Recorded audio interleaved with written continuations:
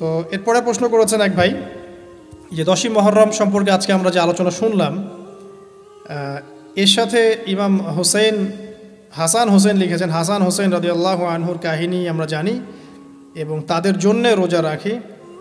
তাদের গল্পের সাথে মুহররমের 10 তারিখের গুরুত্ব সম্পর্ক কতটুকু? খুবই চমৎকার একটা প্রশ্ন। আপনার যে প্রশ্ন যে হুসাইন রাদিয়াল্লাহু আনহুর শাহাদাতের সাথে এটার কি সম্পর্ক, এটা আমি একটু আপনাকে ব্যাখ্যা করছি। 10ই মুহররমে আল্লাহ রাব্বুল আলামিন ফিরআউনের কবল থেকে মূসা আলাইহিস সালাম এবং বনু ইসরাইলকে মুক্তি দিয়েছেন। এটা ছিল মুহররম মাসের 10 তারিখ। এই নিয়তে আমরা সওম রাখি, এই নিয়তে আমরা রোজা রাখব। আর কাকতালীয়ভাবে এই দিনেই 10ই মুহররমে ইমাম হুসাইন রাদিয়াল্লাহু আনহুর শাহাদাত ঘটে গেছে। এটা প্রায় 60 কি 62 হিজরি থেকে ঘটনা। কথা কি বুঝতে পারছেন? আমি বুঝাতে পারছি না। অনেক পরে, মানে কাকতালীয়ভাবে এই দিনেই হুসাইন রাদিয়াল্লাহু আনহুর শাহাদাতটা ঘটে গেছে। এই কারণে আমাদের মধ্যে একটা প্রচলন হয়ে গেছে যে হয়তোবা এই উদ্দেশ্যে এখানে রোজা রাখতে হয়। আসলে ব্যাপারটা এমন নয়। একটু ব্যাখ্যা করলে বুঝবেন, আমি ব্যাখ্যাটা করতে চাচ্ছি, না হলে আপনাদের ক্লিয়ার হবে না, আর এই বক্তব্যটা হয়তো অনলাইনে যাবে। তো আমি এই জায়গা থেকে আপনাদেরকে একটু ব্যাখ্যা করে শোনাচ্ছি, একটু খেয়াল করেন আমার দিকে। রাসূল সাল্লাল্লাহু আলাইহি ওয়াসাল্লামের ইন্তেকালের পর খলিফা হন আবু বকর সিদ্দিক রাদিয়াল্লাহু আনহু, তারপরে ওমর রাদিয়াল্লাহু আনহু, তারপরে উসমান রাদিয়াল্লাহু আনহু। এই উসমান রাদিয়াল্লাহু আনহুর এই সময় থেকে শেষের দিকে একটা সমস্যা সৃষ্টি হয়েছে। কি সমস্যা? উসমান রাদিয়াল্লাহু আনহুকে কিছু বিদ্রোহীরা হত্যা করেছিল। বোঝার চেষ্টা করেন, ইতিহাস পড়তে কিন্তু অনেক সময় লাগে, আমি খুব অল্প সময় আপনাকে শেখাচ্ছি। উসমান রাদিয়াল্লাহু আনহুকে হত্যা করেছিল কিছু বিদ্রোহী, ঠিক আছে? যিনি নবী সাল্লাল্লাহু আলাইহি ওয়াসাল্লামের জামাই, 2 জন মেয়েকে বিয়ে করেছেন, জিন্নুরাইন, তাকে হত্যা করেছে কিছু বিদ্রোহী। এরপরে খেলাফতের দায়িত্বে আসেন আলী রাদিয়াল্লাহু আনহু। কে আসেন? আলী রাদিয়াল্লাহু আনহু। আলী রাদিয়াল্লাহু আনহু দায়িত্ব নেন এই মক্কা মদিনা এই জায়গাটুকুর উপরে। তার হাতে সাহাবায়ে কেরাম বায়াত করেন। কিন্তু ওই দিক বলতে বোঝাচ্ছি সিরিয়া, শামের দিকে, সেদিকের গভর্নর ছিলেন মুয়াবিয়া রাদিয়াল্লাহু আনহু। কি নাম? মুয়াবিয়া রাদিয়াল্লাহু আনহু। তিনিও কিন্তু একজন বড় মাপের সাহাবী, ঠিক আছে? তো মুয়াবিয়া রাদিয়াল্লাহু আনহু সেখানে নিজে সেখানকার খেলাফতের দাবি করেন। আলী রাদিয়াল্লাহু আনহুর হাতে বায়াত তিনি করেননি। আলী রাদিয়াল্লাহু আনহুকে বারবার একটা বিষয়ের চাপ দেওয়া হচ্ছিল যে উসমান রাদিয়াল্লাহু আনহুর শাহাদাতের আগে বিচার করতে হবে, হত্যাকারীর বিচার করতে হবে। তো এখানে একটা দ্বন্দ্ব, মানে একটা পলিটিক্যাল দ্বন্দ্ব সৃষ্টি হলো। ওইদিকে মুয়াবিয়া রাদিয়াল্লাহু আনহু তিনি খেলাফতের দাবিদার হয়ে উঠলেন, এদিকে সাহাবায়ে কেরাম সহ অনেকেই আলী রাদিয়াল্লাহু আনহুর কাছে বায়াত করলেন। তো এর ফলশ্রুতিতে দেখা যায় আলী রাদিয়াল্লাহু আনহু তার রাজধানীটাকে কুফায় নিয়ে যান, ইরাকের কুফায়। তো ইহুদিদের ইন্ধনের ফলে এক পর্যায়ে দেখা যায় যে আলী রাদিয়াল্লাহু আনহুর এক পক্ষ এবং একদিকে মুয়াবিয়া রাদিয়াল্লাহু আনহুর এক পক্ষ, তারা একটা মানে অনাকাঙ্ক্ষিত যুদ্ধের দিকে চলে যান, ঠিক আছে? এই যুদ্ধটাকে বলা হয় সিফফিনের যুদ্ধ। কিসের যুদ্ধ? সিফফিনের যুদ্ধ। এটা সংঘটিত হয়েছে 37 হিজরিতে। কত হিজরি? 37।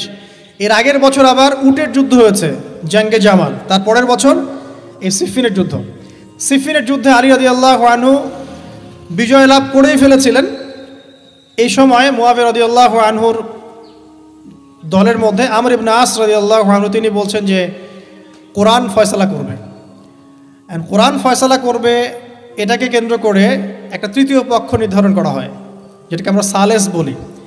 যে মুয়াবিয়া রাদিয়াল্লাহু আনহুর পক্ষে একজন, তার নাম আমর ইবনে আস রাদিয়াল্লাহু আনহু, এবং আলী রাদিয়াল্লাহু আনহুর পক্ষে একজন, তার নাম হচ্ছে আবু মুসা আশআরী রাদিয়াল্লাহু আনহু। তারা গিয়ে একটা তৃতীয় পক্ষ করে মীমাংসা করতে চাচ্ছেন যে আমরা কেউ যুদ্ধ চাই না, আমরা ভাই ভাই, আমরা সবাই মুসলিম উম্মার ঐক্যের খাতিরে এখানে একটা সলিউশনে আসব।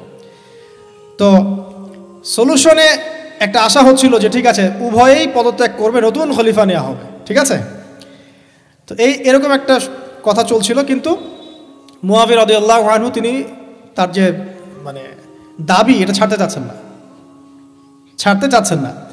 এইদিকে আলী রাদিয়াল্লাহু আনহু দলের মধ্যে কিছু মানুষ, প্রায় 12,000, তারা এই দল থেকে বের হয়ে গেল যে আমরা আলীকেও মানি না রাদিয়াল্লাহু আনহু, মুয়াবিয়াকেও মানি না রাদিয়াল্লাহু আনহু, এই আমর ইবনে আসকেও মানি না রাদিয়াল্লাহু আনহু, এবং এই আবু মুসা আশআরী তাকেও মানি না, আমরা কাউকেই মানি না।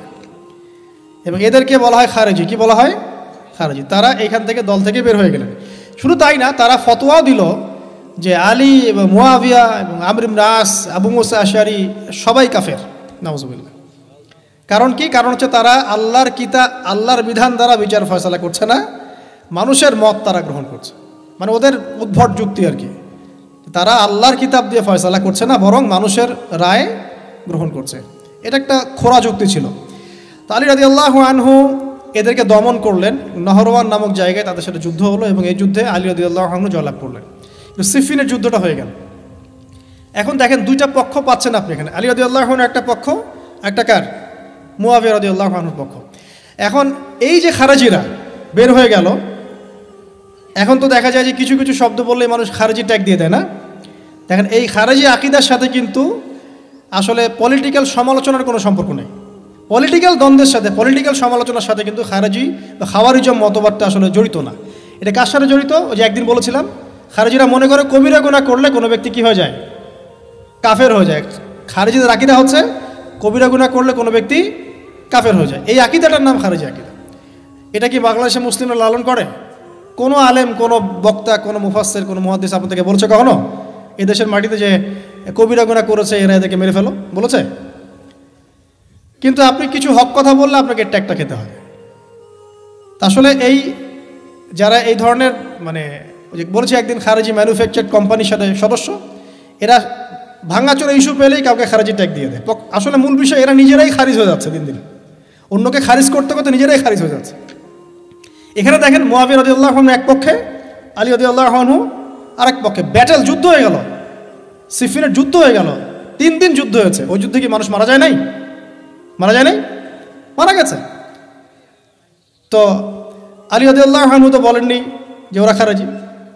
কারা খারেজি তাহলে? যারা এই যে 12,000 সৈন্যের মধ্য থেকে বের হয়ে গেল এবং সবাইকে কাফের ফতোয়া দিল যে আলীও কাফের, মুয়াবিয়া কাফের, আমর ইবনে আসও কাফের, নাউজুবিল্লাহ, আর এই যে আবু মুসা আশআরী তারাও কাফের। একটু বোঝেন। এরপর তারা যখন বের হয়ে গেল, আলী রাদিয়াল্লাহু আনহু তাদেরকে হত্যা করলেন, তাদের সাথে যুদ্ধ করলেন। কিন্তু এদের কিছু কিছু মানুষ বেঁচে ছিল। এরা একটা প্ল্যান করলো। কি প্ল্যান করলো? যে আমরা চোরাগুপ্তা হামলা চালিয়ে এই 4 জনের সবাইকে হত্যা করে ফেলবো। কথা বুঝতে পারছেন?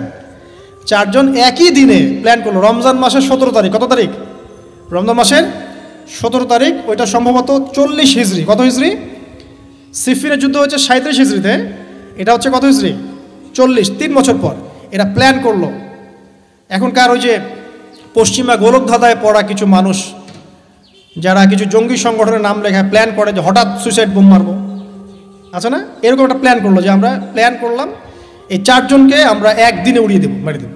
এবং সেই প্ল্যান মোতাবেক তারা কাজ করলো। কাজ করে ঘাপটি মেরে বসে থাকলো। আলী রাদিয়াল্লাহু আনহু ফজরের নামাজে যাচ্ছেন, আব্দুর রহমান বিন মুলজিম নামে এক ব্যক্তি আলী রাদিয়াল্লাহু আনহুকে পুরো তরোয়াল দিয়ে আঘাত করে হত্যা করে ফেলল। ইন্না লিল্লাহি ওয়া ইন্না ইলাইহি রাজিউন। কাকে হত্যা করলো? নবী সাল্লাল্লাহু আলাইহি ওয়াসাল্লামের মেয়ের জামাইকে। চিন্তা করতে পারেন? যিনি প্রতিটা যুদ্ধে নবী সাল্লাল্লাহু আলাইহি ওয়াসাল্লামের সাথে ছিলেন, তাকে বলল যে সে কাফের হয়ে গেছে। আর যে হত্যা করেছে আব্দুর রহমান বিন মুলজিম, সে হত্যা করার পরে আল্লাহ শুকরিয়া আদায় করেছে, নাউজুবিল্লাহ। সে বলেছিল যে আমি আল্লাহ শুকরিয়া আদায় করছি যে আল্লাহ আমার হাতে একজন পথভ্রষ্ট মানুষকে মারলেন, নাউজুবিল্লাহ। চিন্তা করতে পারেন? ওইদিকে মুয়াবিয়া রাদিয়াল্লাহু আনহুকে মারার প্ল্যান করা হয়েছে সিরিয়ায়। উনাকে আঘাত করা হয়েছে, কিন্তু আঘাতটা তার মানে শরীরের সেই জায়গায় লাগে নাই যেখানে লাগলে তিনি মারা যেতে পারতেন। তিনি আহত হয়েছেন, পরবর্তীতে চিকিৎসা করে সুস্থ হয়ে গেছেন। আর এদিকে আমর ইবনে আস এবং আব্দুর রহমান আবু মুসা আশআরী তাদের উপরে হামলা হয়েছে। আমর ইবনে আসের জায়গায় আরেকজন সাহাবী গিয়েছেন নামাজ পড়তে, তিনি ডেড। মানে তাদের উদ্দেশ্য সফল হয়েছে এই জায়গায় যে আলী রাদিয়াল্লাহু আনহুকে হত্যা করা হয়েছে। তো এখন আলী রাদিয়াল্লাহু আনহু যখন নিহত হয়ে গেলেন, তাহলে কে থাকলো এখন? মুয়াবিয়া রাদিয়াল্লাহু আনহু। আচ্ছা, আলী রাদিয়াল্লাহু আনহু চলে যাওয়ার পরে তার সন্তান হাসান রাদিয়াল্লাহু আনহু, কি নাম? হাসান রাদিয়াল্লাহু আনহুর হাতে সাহাবায়ে কেরামের অনেকেই বায়াত করলেন, মানে তাকে খেলাফতের দায়িত্ব দিলেন। তো এবং তিনিও কুফায় রাজধানী, এখানে তিনি আছেন এবং কুফাবাসী তাকে মানে প্রলুব্ধ করছে কিছু কিছু মানুষ যে আপনার উচিত মুয়াবিয়া রাদিয়াল্লাহু আনহুর সাথে যুদ্ধ করা, ঠিক আছে? কিন্তু হাসান রাদিয়াল্লাহু আনহু সেই কাজটা করলেন না। তিনি বলেন না, আমি মুসলিমদের মধ্যে দ্বন্দ্ব চাই না, বরং আল্লাহর নবী একটা ভবিষ্যৎবাণী করেছিলেন সাল্লাল্লাহু আলাইহি ওয়াসাল্লাম যে আমার এই নাতি হাসান মুসলিমদের বড় ফিতনার সমাধান করে দিবে। সুবহানাল্লাহ, কথা বুঝতে পারছেন? তো হাসান রাদিয়াল্লাহু আনহু তখন কি করলেন, নিজে তার যে এই যে দায়িত্ব, খেলাফতের দায়িত্ব, তিনি মুয়াবিয়া রাদিয়াল্লাহু আনহুর হাতে ছেড়ে দিলেন। সুবহানাল্লাহ, তিনি নিজে পদত্যাগ করলেন। ঠিক আছে, আমার ক্ষমতার দরকার নাই, মুসলিমরা আপোষে মারামারি কাটাকাটি থেকে রক্ষা পাক। কিছু শর্ত ছিল ওই চুক্তির মধ্যে, যে মুয়াবিয়া রাদিয়াল্লাহু আনহু যে কাজই করবেন সুরাভিত্তিক করতে হবে, হ্যাঁ, আহলে বাইতদেরকে সম্মান করতে হবে, ভাতা নির্ধারণ করতে হবে, এরকম কিছু শর্ত ছিল। ঠিক আছে, তো মুয়াবিয়া রাদিয়াল্লাহু আনহু মেনে নিলেন। এবার কিন্তু সারা মুসলিম জাহারের কে খলিফা হলেন? কি নাম বলেন? মুয়াবিয়া রাদিয়াল্লাহু আনহু। এবং এরপর তিনি একাধারে 20 বছর খেলাফতের দায়িত্ব পালন করেছেন। কত বছর? 20 বছর। 40 হিজরিতে এই যে আলী রাদিয়াল্লাহু আনহু মারা যান, আর 20 বছর খেলাফতের দায়িত্ব পালন করেন কে? মুয়াবিয়া রাদিয়াল্লাহু আনহু। এবং এই সময় মুসলিমরা অনেক উন্নতি করেছে। এই সময় 1700টার মতো নৌ জাহাজ ছিল মুসলিমদের। সাইপ্রাস দ্বীপ থেকে শুরু করে, পর্তুগাল থেকে শুরু করে চায়না, এদিকে আফ্রিকা থেকে শুরু করে পুরো যে ভারতবর্ষ সবই মুসলিমদের। চিন্তা করতে পারেন, পুরো বিশাল অর্ধবিশ্বের চেয়ে বড় জায়গায় শুধুমাত্র মুসলিমদের, এবং তিনি ওটাকে শাসন করছেন। কে শাসন করছেন? মুয়াবিয়া রাদিয়াল্লাহু আনহু। ঠিক আছে, এবার টার্নিং পয়েন্ট। এবার মুয়াবিয়া রাদিয়াল্লাহু আনহু ইন্তেকাল করলেন 60 হিজরিতে। ঠিক আছে, আর এদিকে হাসান রাদিয়াল্লাহু আনহু ইন্তেকাল করেছিলেন 49 হিজরিতে। ইন্তেকালের সময় তিনি তার পরবর্তী দায়িত্বশীল নির্ধারণ করে গেলেন বা নিয়োগ করে গেলেন তার পুত্র ইয়েজিদকে। কাকে? ইয়েজিদকে। এই জায়গাটাতে সাহাবায়ে কেরাম রাদিয়াল্লাহু আনহুমের অনেকেই মানেন নাই, কারণ তখন তার চেয়েও যোগ্য মানুষ সমাজে ছিল। ঠিক আছে, তখন আব্দুল্লাহ বিন ওমর বেঁচে আছেন, আব্দুল্লাহ বিন আব্বাস বেঁচে আছেন, আব্দুল্লাহ বিন জুবায়ের রাদিয়াল্লাহু আনহু, বড় বড় জলিল কাদির সাহাবী, তারা তখন বেঁচে আছেন। কিন্তু কি করলেন মুয়াবিয়া রাদিয়াল্লাহু আনহু, আল্লাহ তাকে জান্নাতবাসী করুন, তিনি তার ছেলে ইয়েজিদকে শাসন ক্ষমতা দিয়ে গেলেন। এই যে শুরু হলো বাবার পরে ছেলে, বুঝতে পারছেন, রাজতন্ত্র শুরু হলো। এবার সাহাবায়ে কেরামদের মধ্যে অনেকেই এটা মানতে চাচ্ছেন না। যারা মানতে চাচ্ছেন না তাদের মধ্যে আছেন আব্দুল্লাহ বিন ওমর রাদিয়াল্লাহু আনহুর ছেলে, আছেন আব্দুল্লাহ বিন আব্বাস রাইসুল মুফাসসিরিন, আছেন আব্দুল্লাহ বিন জুবায়ের বিন আওয়াম রাদিয়াল্লাহু আনহুর ছেলে, এরকম বড় বড় সাহাবী, এবং তারা মক্কা মদিনায়। তো আচ্ছা, এখন এই সাহাবীদেরকে কি আমরা খারিজি বলবো? তারা যে পলিটিক্যালি তাকে সমর্থন করছেন না, পলিটিক্যালি কোনো গভর্নমেন্টের সমর্থন না করলেই খারিজি হয়ে যায়? যদি কেউ বলে আরব বিশ্বের সব যত নেতা আছে এদের মধ্যে অনেকেই ইসরায়েলের সাথে আতাত করেছে, সে কি খারিজি হয়ে যাবে? এই সমালোচনার সাথে খাওয়ারিজমের কোনো সম্পর্ক আছে? যদি কেউ বলে যে পশ্চিমাদের অস্ত্রশস্ত্র নিয়ে মুসলিমরা ইয়েমেনে হামলা করছে, এটা বললে সে খারিজি হয়ে যাবে? যদি কেউ বলে যে মধ্যপ্রাচ্যের কান্ট্রির কিছু নেতা তারা পশ্চিমাদের সাথে চুক্তি করেছে পেট্রো ডলার মনিটরিং সিস্টেম, সে কি খারিজি হয়ে যাবে? যদি কেউ বলে জায়নিস্টদের সাথে আতাত করে অনেক মুসলিম কান্ট্রি চলছে, তাহলে কি মিডল ইস্টের সমালোচনা করার কারণে একজন ব্যক্তি খারিজি হয়ে যাবে? খারিজি ম্যানুফ্যাকচার্ড কোম্পানি বাংলাদেশে তারা এই সংজ্ঞাই শিখায়, পলিটিক্যাল বিরোধিতা করলে আপনি খারিজি হয়ে যাবেন। অথচ এখানে দেখেন সাহাবায়ে কেরাম রাদিয়াল্লাহু আনহুম মানছেন না ইয়াজিদকে। এবার ইয়াজিদ কি করলো দেখেন। এবার ইয়াজিদ প্রথমত সাহাবীদেরকে কনভিন্স করার চেষ্টা করলেন। তিনি ওখান থেকে তার দূত পাঠালেন, দূত এসে মক্কা মদিনায় বোঝালেন যে আপনারা মেনে নেন, ভালো হবে, ইত্যাদি ইত্যাদি। আব্দুল্লাহ বিন ওমর রাদিয়াল্লাহু আনহু বলেন ঠিক আছে মেনে নিলাম, আব্দুল্লাহ বিন আব্বাস রাদিয়াল্লাহু আনহু বলেন ঠিক আছে মেনে নিলাম। কিন্তু আব্দুল্লাহ বিন জুবায়ের রাদিয়াল্লাহু আনহু মানলেন না। তিনি মানছেন না, আমি কিছুতেই মানি না, তার সে খেলাফতের যোগ্য না, এর চেয়ে অনেক বড় বড় যোগ্য মানুষ আছে, আমি মানছি না। বরং তিনি এখান থেকে সরে আসলেন। এবার ইমাম হুসাইন রাদিয়াল্লাহু আনহু, যার কথায় প্রশ্ন করেছেন, লম্বা উত্তর দিচ্ছি, ইমাম হুসাইন রাদিয়াল্লাহু আনহুর হাতে অনেকে বায়াত করতে চাইল যে আপনি যোগ্য খেলাফতের, ইয়াজিদ যোগ্য না, কে যোগ্য? আপনি যোগ্য। এবং তার হাতে কুফাবাসী বায়াত করতে চাচ্ছে, তাকে ডাকছে আপনি মক্কা থেকে চলে আসেন কুফায়। কুফা কোথায়? ইরাকে। আপনি মক্কা থেকে কুফায় চলে আসেন, আমরা আপনার হাতে বায়াত করব। এবার হুসাইন রাদিয়াল্লাহু আনহু সপরিবারে, তার পরিবার আহলে বাইত সবাই নবীর পরিবারের সদস্য, চিন্তা করেন, নবীর পরিবারের প্রায় 80 জন সদস্য। কতজন? তারা এই যে বের হলেন, যাচ্ছেন কোথায়? কুফায়। এবার ওই ইয়াজিদের নিয়োজিত যে গভর্নর ছিল ইরাকের কুফায়, তার নাম আব্দুল্লাহ বিন জিয়াদ। কি নাম? আব্দুল্লাহ বিন জিয়াদ। আব্দুল্লাহ বিন জিয়াদ সে একটা সেনাবাহিনী পাঠালো, সেনাবাহিনীতে সদস্য ছিল 4000। কতজন? 4000। এই 4000 সেনাবাহিনী নিয়ে আবদুল্লাহ বিন জিয়াদের যে কমান্ডার, তার নাম সম্ভবত আমর বিন, প্রথমে আমের বা ওমর আছে, ওমর বিন সাদ এরকম কিছু একটা, সে আহলে বাইতদেরকে ঘিরে ফেলল। কাকে ঘিরে ফেলল? ইমাম হুসাইন রাদিয়াল্লাহু আনহু, তার ছোট ছোট বাচ্চা কাচ্চা, তার স্ত্রী সন্তান এবং আহলে বাইতের সদস্য যারা। আহলে বাইত মানে বোঝেন তো, নবীর পরিবারের সদস্য। এবার হুসাইন রাদিয়াল্লাহু আনহু যুদ্ধ চাচ্ছেন না, তিনি যুদ্ধ চাচ্ছেন না। তিনি বলছেন যে আমাকে 3টার যে কোনো একটা পথ বেছে নিতে দাও, আমি তোমাদের সাথে যুদ্ধ করতে চাই না। 1 নাম্বার, আমাকে সরাসরি ইয়েজিদের সাথে সাক্ষাৎ করতে দাও, আমি ওর সাথে কথা বলে সলভ করব, প্রবলেম কি। 2 নাম্বার, আমাকে পথ ছেড়ে দাও, আমি চলে যাই কোনো সীমান্তবর্তী এলাকায়, সেখানে কাফেরদের সাথে যুদ্ধ করব, জিহাদ করব, সেখানে মারা যাবো, শহীদ হব। অথবা আমাকে নিরাপদে আমাকে মদিনায় ফেরত পাঠাও। তার 3টা যুক্তি কি যৌক্তিক ছিল না? তিনি কে? নবী সাল্লাল্লাহু আলাইহি ওয়াসাল্লামের নাতি, যাকে কোলে নিয়ে নবী সাল্লাল্লাহু আলাইহি ওয়াসাল্লাম অনেক সময় খুতবা দিয়েছেন, নামাজ পড়েছেন, চুমু খেয়েছেন। ফাতিমা রাদিয়াল্লাহু আনহার নয়নমণি, চিন্তা করতে পারেন, এবং যিনি জান্নাতের যুবকদের সর্দার হবেন। কিন্তু এই যে আবদুল্লাহ বিন জিয়াদের যে সেনাবাহিনী, হুসাইন রাদিয়াল্লাহু আনহুর আর্তনাদ শুনল না। 4000 সৈন্য মিলে 80 জনকে কেটে টুকরা টুকরা করে ফেলেছে। একজন শুধু বেঁচে ছিল, তার নাম জয়নুল আবেদিন। কি নাম? জয়নুল আবেদিন। তিনি একজন বেঁচে ছিলেন, বাকি সবাইকে হত্যা করা হয়েছে। 79 জন আহলে বাইতের সদস্যকে হত্যা করা হয়েছে। খারেজি ম্যানুফ্যাকচার কোম্পানি কিন্তু এদেরকে খারেজি বলছে না, যারা হুসাইন রাদিয়াল্লাহু আনহুকে হত্যা করেছে। আপনি মিডল ইস্টের সমালোচনা করলে খারিজি হয়ে যাবে, ওদের শেকড়টা চিনেন এখন। অথচ ওরাই কিন্তু ব্রিটেনের সাথে হাত মিলিয়ে তুর্কিদের বিরুদ্ধে বিদ্রোহ করে ক্ষমতা দখল করেছে, জানেন? 1916 সালে 1916 এরাই ব্রিটেনের সাথে হাত মিলিয়ে তুর্কিদের, অটোম্যানদের বিরুদ্ধে বিদ্রোহ করে, সশস্ত্র বিদ্রোহ করে ক্ষমতা দখল করেছে। ওরা খারাজি হয়ে যায়নি। পড়লে জানবেন সত্য কি জিনিস। এবার আসেন মূল পয়েন্টে আসি। এবার যে হত্যা করেছে ইমাম হুসাইন রাদিয়াল্লাহু আনহুকে, সে বর্ষার আগা পর্যন্ত, বর্ষার মাথায় হুসাইন রাদিয়াল্লাহু আনহুর মস্তক উঠিয়ে ধরে এটাকে নিয়ে ইয়েজিদের কাছে গিয়েছেন। আউযুবিল্লাহ। চিন্তা করতে পারেন, ইয়েজিদ যদিও বা এটার আদেশ কিন্তু করে নাই, সে ওই মস্তক দেখে আটকে উঠেছিল। এটা তুমি কি করছো? আমি তো এটা করতে তোমাকে বলি নাই, কিন্তু ওবায়দুল্লাহ বিন জিয়াদ এই কাজটা করেছে। এখানে আমরা ইয়েজিদকে নিষ্পাপ বলতে পারি না, বিকজ একজন শাসকের আন্ডারে যখন কোনো ক্রাইম হবে, এর একটা দায়ভার তো তার উপর পড়বেই। যদি এটা মেনে নেই যে সেখানে টেকনোলজি ছিল না, অনেক দূরের পথ, খবর পাওয়া যায় নাই, সেটা অন্য ইস্যু হতে পারে। কিন্তু পরের ঘটনাগুলো আমাদেরকে অন্যদিকে নিয়ে যাবে। মনে রাখেন, এই ঘটনাটা হৃদয় বিদারক। এটা হচ্ছে এই 10ই মুহররমের একটা হৃদয় বিদারক ঘটনা। এটা ঘটেছে কত সালে? 62 হিজরিতে। কত হিজরিতে? 62 হিজরিতে, 62 বা 61 আর কি।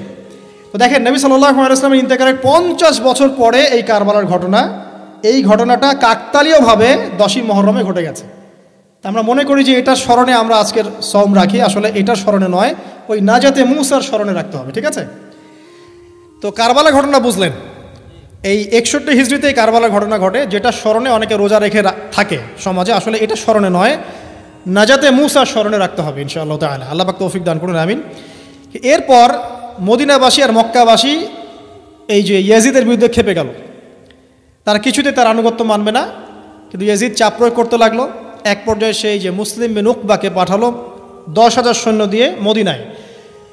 3 দিন সে মদিনা অবরোধ করে রাখলো, সবাইকে বলল যে ইয়াজিদের আনুগত্য করতে হবে, অন্যথায় তোমাদের উপর হামলা করা হবে। নবীর শহরে মুসলিম বিন উকবার নেতৃত্বে পিছনে ইয়াজিদ ছিল। ইয়াজিদের শাসনামলে মুসলিম বিন উকবার নেতৃত্বে 63 হিজরিতে 3 দিন মদিনায় ম্যাসাকার চালানো হয়েছে। মদিনার মানুষকে হত্যা করা হয়েছে। মদিনার মানুষ সাহসিকতার সাথে যুদ্ধ করেছে, ডিফেন্ড করেছে, তাদেরকে হত্যা করা হয়েছে। মদিনায় লুটপাট করা হয়েছে, ধ্বংসযজ্ঞ চালানো হয়েছে, হাজার হাজার মানুষ মারা গেছে। এখন আমাকে বলেন, এই যে মদিনার যে মানুষগুলো এই মুসলিম বিন উকবার সেনাবাহিনীর বিরুদ্ধে দাঁড়িয়েছিল, এরা কি খারেজি ছিল? ওরা যে শাসকের বিরুদ্ধে যুদ্ধ করলো? উত্তর দেন। এই খারেজি ম্যানুফ্যাকচার কোম্পানিকে বলেন, উত্তর দিতে বলেন। মুসলিম বিন উকবার নেতৃত্বে যে বাহিনী মদিনা আক্রমণ করলো, আর মদিনাবাসী যে বীরত্বের সাথে ডিফেন্ড করলো, এখন কি মদিনার সব মানুষ খারেজি হয়ে গিয়েছিল? পলিটিক্যাল দ্বন্দ্বের সাথে খাওয়ারিজমের কোনো সম্পর্ক আছে? মানুষকে কি বুঝায়? শুধু তাই না, এই সময় মক্কায় আব্দুল্লাহ বিন জিয়াদ রাদিয়াল্লাহু আনহু তিনিও তার বলয় গড়ে তুলেছেন, তার হাতে মানুষ বায়াত শুরু করেছে। আর ইয়েজিদকে মানুষ মানছে না, বলছে আব্দুল্লাহ বিন জুবাইর তার হাতে আমরা খেলাফতের বায়াত করব। বহু মানুষ আব্দুল্লাহ বিন জুবাইর রাদিয়াল্লাহু আনহুর হাতে বায়াত করা শুরু করলেন। এবং ইয়েজিদ এবার মদিনায় ধ্বংসযজ্ঞ চালানোর পর ঠিক ওই বছরেই, সেম বছরেই আরেকজন ব্যক্তি আছেন হুসাইন বিন নুমায়ের, তাকে কিছু সেনাবাহিনী দিয়ে পাঠালেন মক্কা আক্রমণ করতে। হুসাইন বিন নুমায়ের সেনাবাহিনী নিয়ে মক্কা আক্রমণ করলো। মক্কার কাবা ঘরের গিলাফে হামলা করা হয়েছে, মিনজানিক ছোড়া হয়েছে। তো মদিনায় হামলা চালানোর পর একই বছর ওই 63 হিজরিতেই, আর মদিনায় হামলার যে যুদ্ধটার নাম একটা আছে এটা বলে দিই, যে মদিনায় যে ইয়াজিদের নেতৃত্বে মুসলিম বিন উকবা হামলা চালিয়েছিল, যখন মদিনাবাসী এটাকে ডিফেন্ড করেছে এবং মদিনা মানুষ মারা গেছে, অনেক শহীদ হয়েছেন, এই যুদ্ধের নাম হচ্ছে হাররার যুদ্ধ। কিসের যুদ্ধ? হাররার যুদ্ধ। এর ওই বছরেই ইয়াজিদের নেতৃত্বে আবারও মক্কায় আক্রমণ করা হয়েছে, যেখানে আব্দুল্লাহ বিন জুবাইর রাদিয়াল্লাহু আনহু তিনি খেলাফতের দায়িত্ব বায়াত গ্রহণ করছেন। সেখানেও মিনজানিক চালানো হয়েছে, হামলা চালানো হয়েছে। মক্কার কাবা ঘরের দেয়ালে পর্যন্ত মিনজানিকের গোলা লেগেছিল, মানুষ জানেই না কাবা ঘরে হামলা হয়েছে। তো আমরা পলিটিক্যালি এই ঘটনাগুলো সমালোচনা করতে পারি। হুসাইন রাদিয়াল্লাহু আনহুর হত্যাকাণ্ড কোনো সাধারণ ঘটনা ছিল না, হাররার যুদ্ধ কোনো সাধারণ ঘটনা ছিল না, আব্দুল্লাহ বিন জুবাইর রাদিয়াল্লাহু আনহুকে মক্কায় আক্রমণ করা কোনো সাধারণ ঘটনা ছিল না। এরপরে আব্দুল মালিক বিন মারওয়ান যখন ক্ষমতায় আসেন, তার প্রায় 10 বছরের পরেই, তখন হাজ্জাজ বিন ইউসুফের নেতৃত্বে আবারও এই মক্কায় হামলা হয়েছে। এর নাম শুনেছেন? হাজ্জাজ বিন ইউসুফ। এবার এই হামলাতে আব্দুল্লাহ বিন জুবাইর রাদিয়াল্লাহু আনহু এবং তার অনুসারীদেরকে সবাইকে শহীদ করা হয়েছে।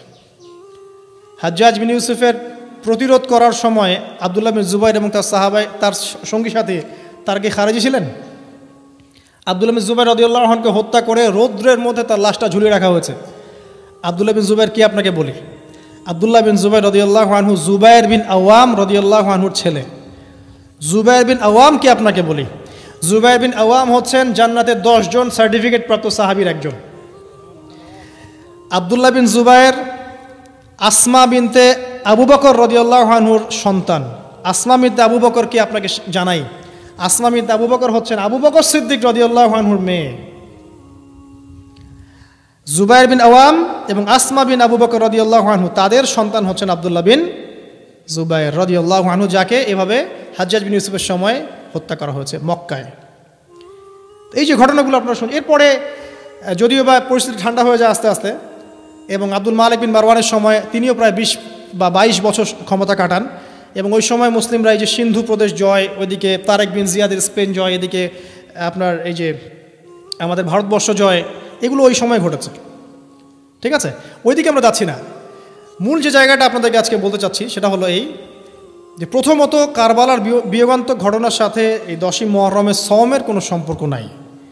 এটা না যাতে মুসার সাথে সম্পৃক্ত, তবে এই হিস্ট্রিটা আপনার জানা থাকা উচিত, কিভাবে আবু বকর সিদ্দিক রাদিয়াল্লাহু আনহু থেকে এই আব্দুল্লাহ বিন জুবাইর রাদিয়াল্লাহু আনহু শাহাদাত পর্যন্ত ঘটনাগুলো ঘটলো। আল্লাহ পাক আমাদের সবাইকে ঘটনাগুলো থেকে শিক্ষা নেওয়ার তৌফিক দান করুন। মূল বিষয়টা হচ্ছে এখানে পলিটিক্যাল বিরোধিতা একটা জিনিস, খারেজি আকীদা টোটালি ডিফারেন্ট জিনিস। আর অনেক পলিটিক্যাল দ্বন্দ্ব পেরিয়ে মুসলিম ইতিহাস, ইসলামের ইতিহাস আজকে এই পর্যন্ত পৌঁছেছে। এই দ্বন্দ্বগুলোর কারণে আমরা কখনো এক পক্ষ আর এক পক্ষকে কাফের, ফাসেক, জালেম, মুরতাদ বা খারেজি এইসব ট্যাগ লাগাতে পারি না। এগুলো দুঃখজনক। আল্লাহ পাক এভাবেই আমাদেরকে পরীক্ষা করেছেন, এই ঘটনাগুলো ঘটে গেছে। আল্লাহ পাক আমাদের সবাইকে ইতিহাস থেকে শিক্ষা নেওয়ার তৌফিক দান করুন, মুসলিমদের মধ্যে আপোষে ভাই ভাই সম্পর্ক রাখার তৌফিক দান করুন, আমিন।